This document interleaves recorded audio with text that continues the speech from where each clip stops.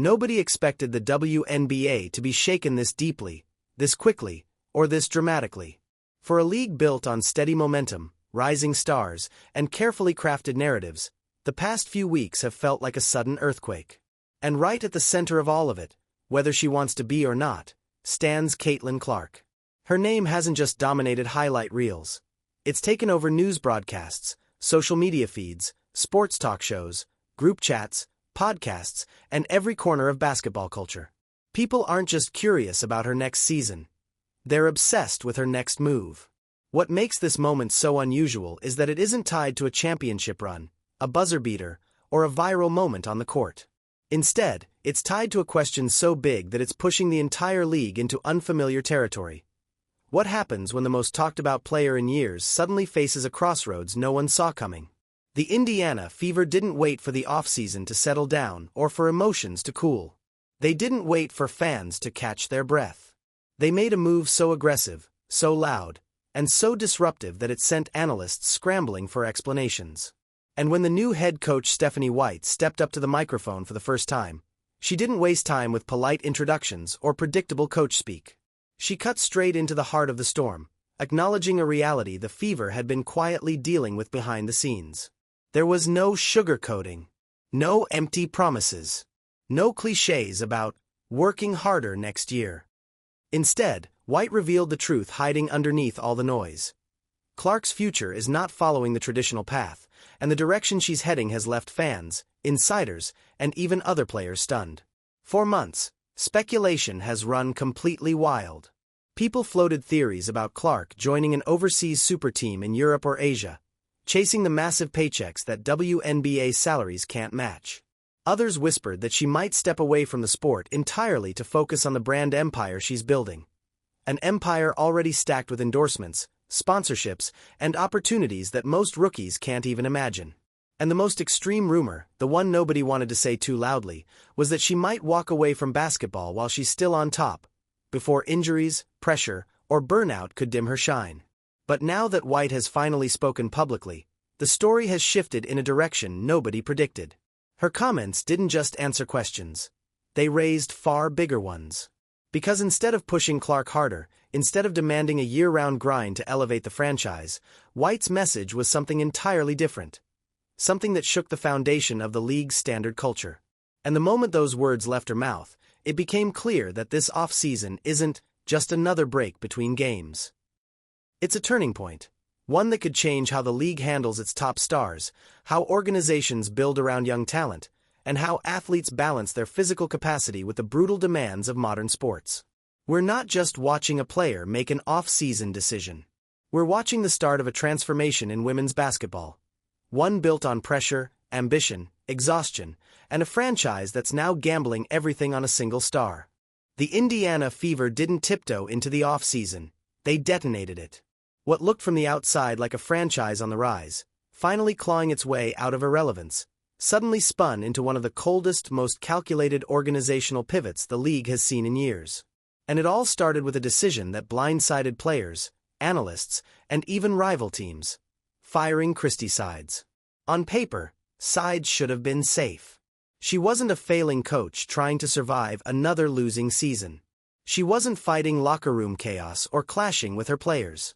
She wasn't overseeing a sinking ship. In fact, she was the opposite. She helped drag a franchise that had been stuck at the bottom for years into the postseason, something fans had been begging for. She pushed younger players to develop, inspired belief in a team that previously had none, and created an environment where winning didn't feel like a fantasy anymore. Her system wasn't perfect, but it was working. Progress was real. Morale was real. Momentum was real. And yet, none of it mattered, because the Fever's front office wasn't looking for progress.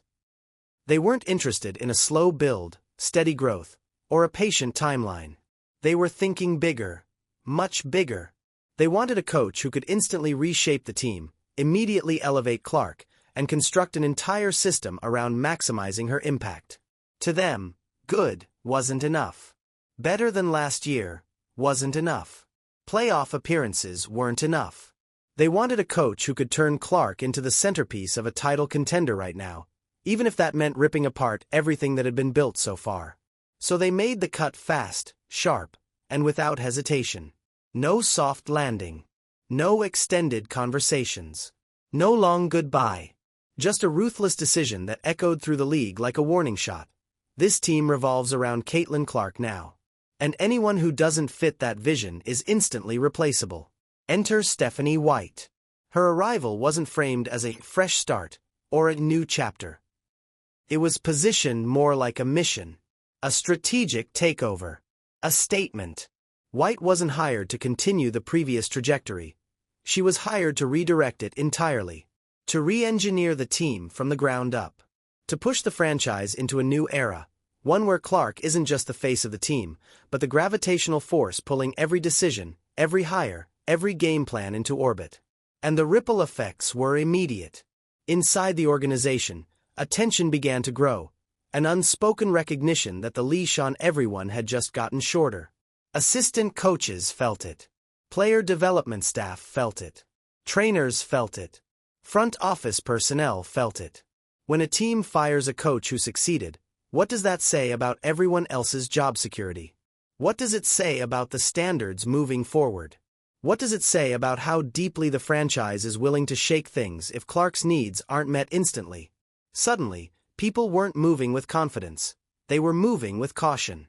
Every decision, every game plan, every practice routine became heavier, more scrutinized, more pressured. The organization had made it clear that they were done waiting. The future had to arrive now, no matter what it cost, and no matter who got pushed out of the way. But all of this ambition, all this urgency, all this pressure, had a hidden complication the team didn't expect. Because while the Fever were reshaping everything around Clark, Clark herself wasn't in a place to carry that weight. Not yet. The franchise could make all the bold decisions they wanted, but they couldn't escape one truth slowly emerging behind the scenes. Their superstar was exhausted, completely, visibly, undeniably drained. And the full impact of that wasn't just a personal issue. It was about to become the biggest storyline in women's basketball. For most athletes, the transition from college to the pros comes with a brief window of recovery. Time to breathe, reset, and prepare for the next chapter. But Caitlin Clark never got that. Not even for a moment. The pressure, the expectations, the spotlight, the weight of becoming the most talked-about player in women's basketball. It all hit her at full speed, without any pause. And by the time the WNBA season reached its final stretch, the effects weren't just noticeable, they were impossible to ignore. Clark's final year at Iowa was nothing short of historic. She wasn't just playing basketball, she was carrying a movement. Every arena she stepped into overflowed with fans. Every game turned into a national event. Every shot she took went viral. She wasn't just performing, she was performing under the kind of scrutiny normally reserved for global superstars. And yet, she kept showing up, kept producing, kept carrying the massive expectations placed on her shoulders. But when the season ended, she didn't celebrate. She didn't rest. She didn't decompress. She immediately jumped into draft preparation, media obligations, sponsor events, and a professional transition with no downtime at all. By the time she reached training camp with the Fever, the burnout had already begun creeping in.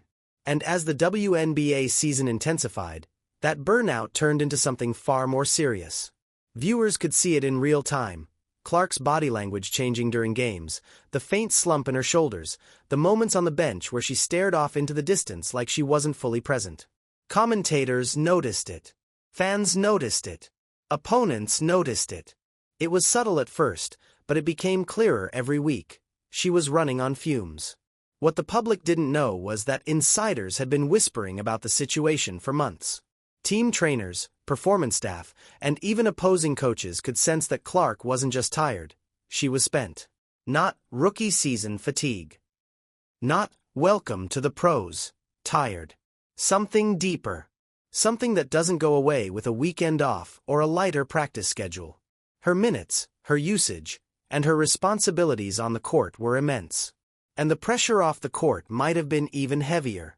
Sports medicine specialists have since pointed out troubling signs in her movement patterns, things the average viewer wouldn't catch, but professionals would immediately recognize. Slower transitions. Hesitation on drives. Slightly delayed reactions defensively. These aren't signs of lack of effort. They're signs of a body reaching its limit. And when fatigue gets this deep, it isn't just about being tired. It's about the dangerous territory of overtraining syndrome. That's the condition elite athletes dread the most. It's not a muscle strain or a twisted ankle. It's a systemic crash. A point where the body stops responding to training, where performance drops no matter how hard you work, where the risk of serious injury skyrockets because the muscles, joints, and tendons simply don't have the capacity to recover. The deeper symptoms are even more alarming.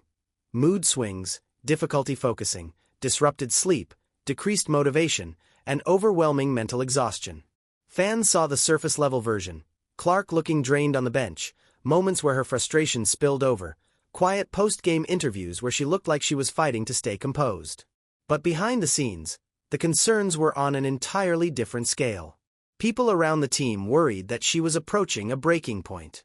And in a league that has already watched talented players walk away due to burnout and mental health challenges, those warning signs weren't taken lightly. The danger wasn't hypothetical. It was real. Pushing an athlete at this stage could lead to devastating outcomes. Major injuries like ACL tears or Achilles ruptures that derail careers, or emotional overload that leads to decisions no one wants to see a young superstar face. The Fever could ignore that, or confront it head-on. And that's exactly where the next twist in this story emerged, one that would flip the entire narrative upside down. When Stephanie White stepped up to the podium for her introductory press conference, most people expected the usual script. Tough talk about off-season training, promises of a new culture, hints about ramping up workouts, and the classic line about taking things to the next level. But instead of giving the polished, predictable speech that head coaches usually deliver on day one, White dropped a truth so blunt and so unexpected that the entire basketball world paused. She didn't outline a rigorous off-season regimen. She didn't talk about building chemistry through extra practices. She didn't even mention pushing Clark into a new training program designed to sharpen her skills. Instead, she said something almost no one in professional sports ever hears from a coach. Caitlin Clark needs to step away from basketball. Completely. It wasn't phrased as a suggestion. It wasn't sugar-coated.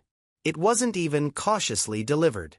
White spoke as if she had already spent weeks studying Clark's situation, looking at the data, talking to medical staff, and identifying the real issue behind the rookie's late-season struggles.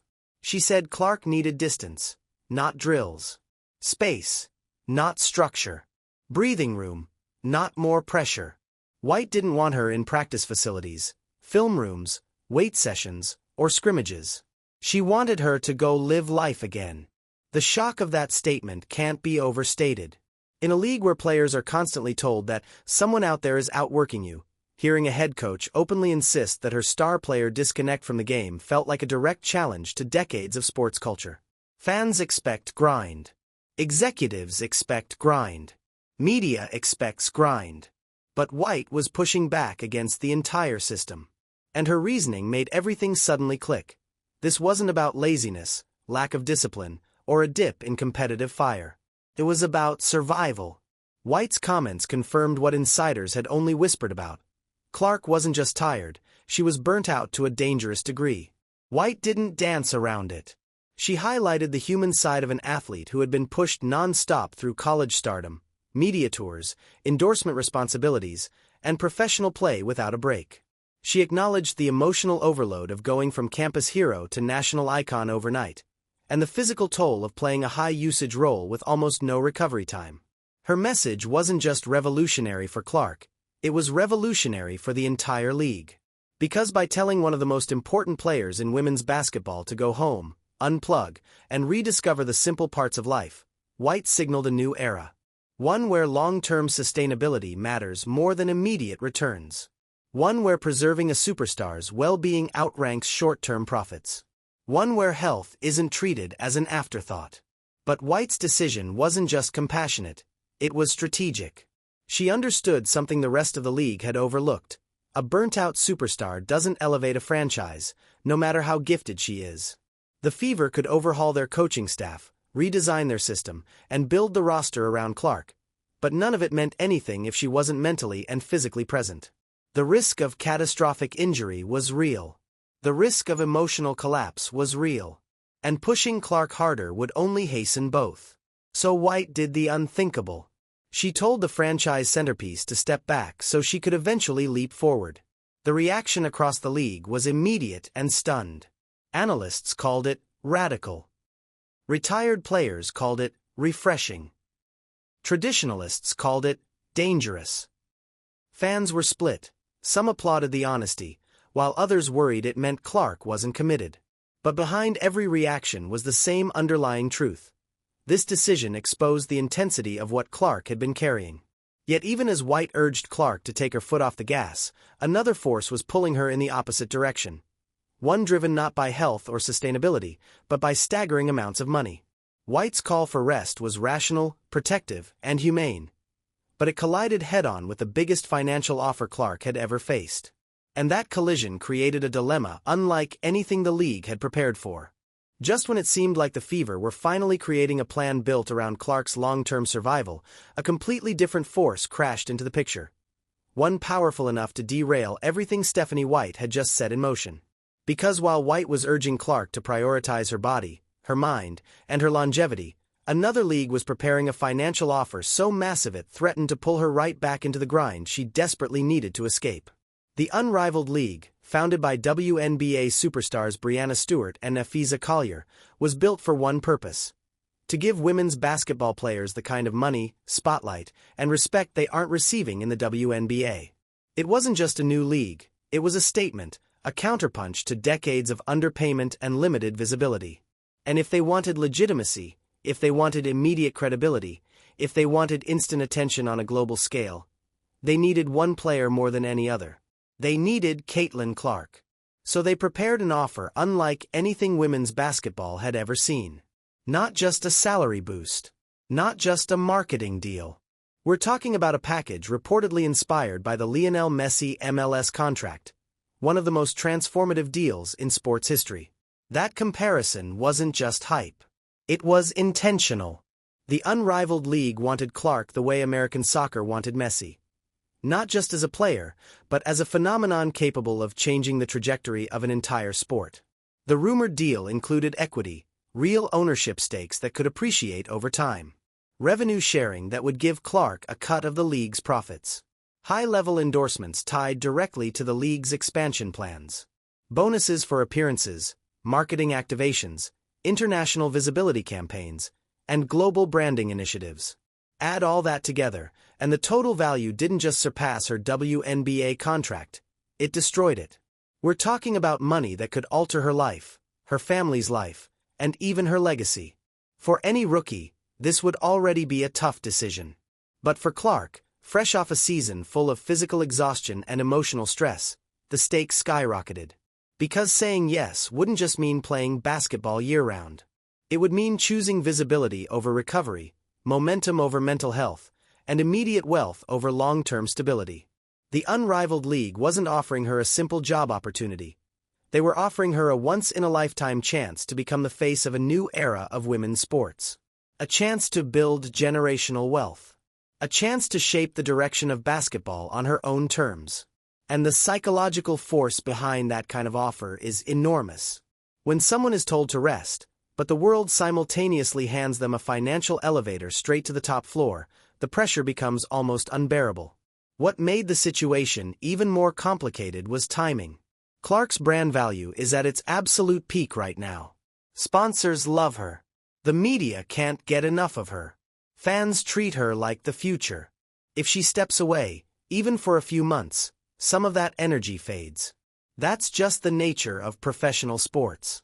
Momentum is a currency, and Clark has more of it than anyone. So now, she's caught in a tug-of-war between two worlds.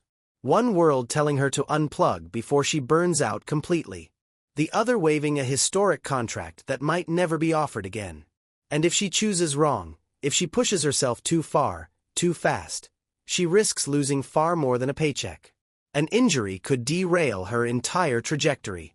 A mental collapse under non-stop pressure could push her toward early retirement.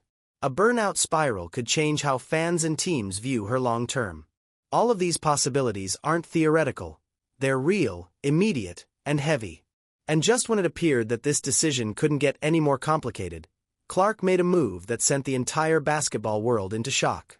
Just when everyone expected the situation to tighten even further, when fans thought Clark would either double down on training or secretly negotiate with the unrivaled league, she took a sharp turn that stunned absolutely everyone.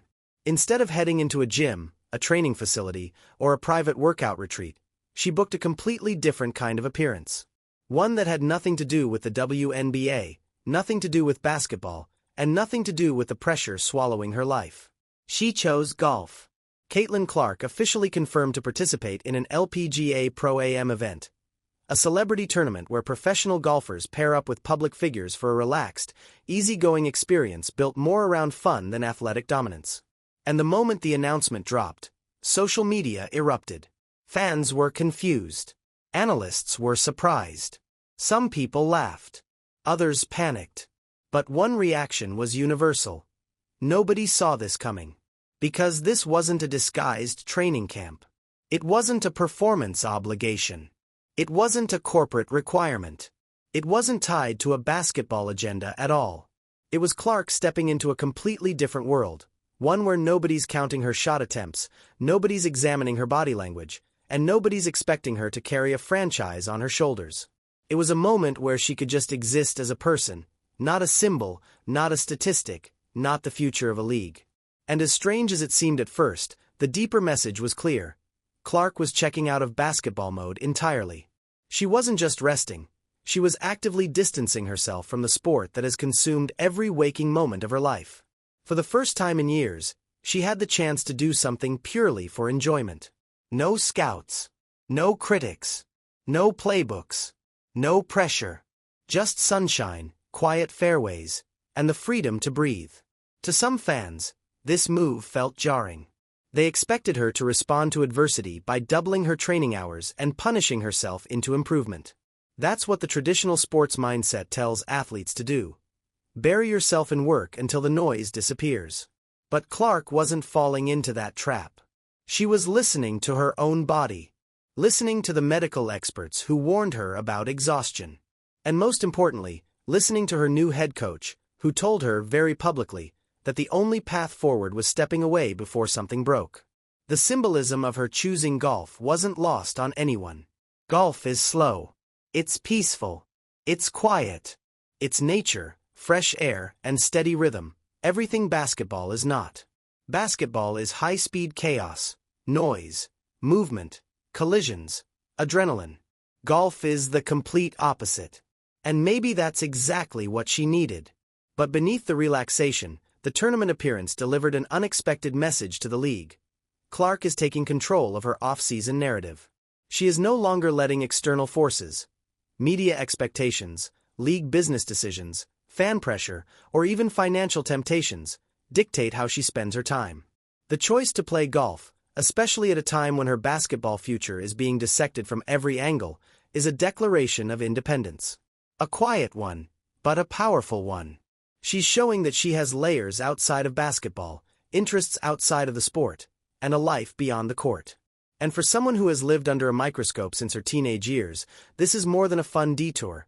It's a necessary step in building a sustainable identity that won't crumble every time the pressure spikes. But the ripple effects of this decision don't stop at personal well-being. It complicates the financial tug-of-war with the unrivaled league, raises new questions for the Fever, and sends the entire sports world into a guessing game about what she plans to do next. Because if she's comfortable enough to step away from the game entirely, even temporarily, what does that mean for the future? What does it mean for the massive contract being dangled in front of her? What does it mean for the franchise that just reshaped itself around her? What does it mean for a league relying on her to carry its momentum? One thing is clear: Clark's offseason isn't a break. It's a reset. A recalibration, and possibly the start of a brand new version of herself that the league hasn't seen yet. Caitlin Clark's sudden shift into a life outside basketball didn't just surprise fans. It forced the entire WNBA to confront a truth it has avoided for years. Superstars aren't machines. They aren't infinite sources of entertainment. They aren't built to thrive under non-stop pressure, scrutiny, and expectation without consequence. And Stephanie White understood that better than anyone. White didn't just arrive in Indiana to coach basketball. She arrived to rebuild the emotional, physical, and cultural foundation of a franchise that accidentally turned its brightest star into a symbol instead of a human being. And one of her biggest priorities wasn't adding new plays or restructuring the offense. It was protecting the player at the center of it all. Clark's break from basketball wasn't a luxury. It was a requirement. White made that clear repeatedly. In interviews, on camera, behind the scenes. She emphasized that Clark's career wasn't a sprint through endorsements, highlight clips, and viral moments. It's a long-term journey. A marathon. And if the Fever wanted anything resembling sustainable success, they needed a Clark who was present, energized, motivated, and healthy. Not a version of her running on empty just to keep up with the expectations being thrown at her. But while White's perspective may be the smartest long-term approach, it collided head-on with the business realities of professional sports. Because the WNBA didn't just get bigger because of Clark, its momentum exploded. Ratings surged. Ticket sales skyrocketed.